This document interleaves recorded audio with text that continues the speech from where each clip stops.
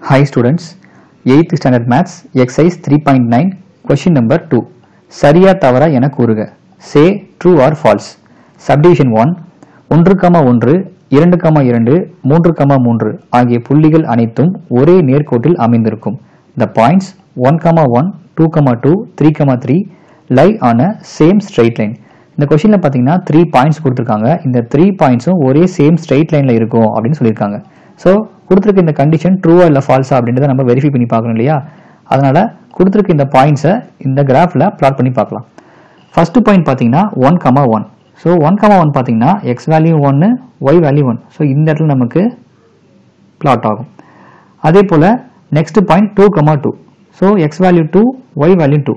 So இங்கே நமக்கு plot ஆகும். அதே போல் நெக்ஸ்ட் பாயிண்ட் பார்த்தீங்கன்னா 3,3 X value 3 Y value 3. So இங்கே பார்த்தீங்கன்னா நமக்கு பாயிண்ட்ஸ் இந்த இடத்துல நமக்கு பிளாட் ஆகும். இப்போ இந்த 3 பாயிண்ட்ஸையும் ஜாயின் பண்ணி பார்க்கலாம். ஸோ இந்த 3 பாயிண்ட்ஸையும் ஜாயின் பண்ணி பார்க்கும்போது இந்த 3 பாயிண்ட்ஸும் ஒரே சேம் ஸ்ட்ரெயிட் லைனில் லை ஆகுது. அப்போ கொடுத்துருக்க இந்த கண்டிஷன் ட்ரூ, சரி. நெக்ஸ்ட் சப்டிவிஷன் 2 பாருங்க.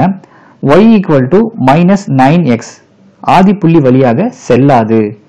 y equal to -9x not passes through the origin. இந்த கொஸ்டின்ல பாத்தீங்கன்னா ஒரு கண்டிஷன் கொடுத்திருக்காங்க.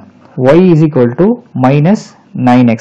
இது பாத்தீங்கன்னா ஒரு லீனியர் ஈக்குவேஷன், அதாவது ஒரு நேர்கோட்டின் சமன்பாடு. இப்போ இந்த ஈக்குவேஷனுக்கு ஒரு ஸ்ட்ரெயிட் லைன் இருக்கும் இல்லையா? இந்த லைன் ஆதி புள்ளி வழியாக செல்லாது அப்படின்னு கொஸ்டின்ல கொடுத்திருக்காங்க. இந்த கண்டிஷன் ட்ரூவா இல்ல ஃபால்ஸா அப்படின்றத நம்ம எப்படி வெரிஃபை பண்ணணும் அப்படின்னா, ஆரிஜின் இருக்கக்கூடிய ஏதாவது ஒரு வேல்யூக்கு நம்ம பாயிண்டா அப்ளை பண்ணும். அதாவது ஆரிஜின் பாத்தீங்கன்னா எப்பவுமே 0,0 அப்படின்னு இருக்கும். இது பாத்தீங்கன்னா எக்ஸோட வேல்யூ, இந்த வேல்யூ பாத்தீங்கன்னா ஒய்யோட வேல்யூ. ஸோ எக்ஸுக்கோ இல்ல ஒய்க்கோ நம்ம 0 அப்படின்னு அப்ளை பண்ணும்போது நமக்கு இன்னொரு வேல்யூ 0 அப்படின்னு கிடைக்கணும். அப்படி கிடைச்சது அப்படின்னா இந்த பர்டிகுலர் ஸ்ட்ரெயிட் லைன் ஆரிஜின் வழியா பாஸ் ஆகும், அதாவது ஆதி புள்ளி வழியாக போகும். இதுவே இப்போ எக்ஸுக்கு 0 அப்ளை பண்ணும்போது ஒய் வேல்யூ 0 கிடைக்கல அப்படின்னா அது கண்டிப்பா ஆதி புள்ளி வழியாக செல்லாது.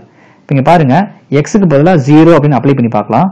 So y is equal to -9 into 0. 9 into 0 0.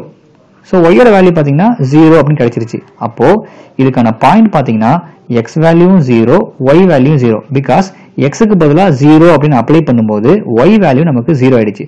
Since 0,0 அப்படின்றது ஆரிஜின், அதாவது ஆதி புள்ளி. அப்போ கண்டிப்பா கொடுத்திருக்க இந்த கண்டிஷன், அதாவது இந்த ஸ்ட்ரெயிட் லைன் ஈக்குவேஷன் பாத்தீங்கன்னா ஆதி புள்ளி வழியாக செல்லும்.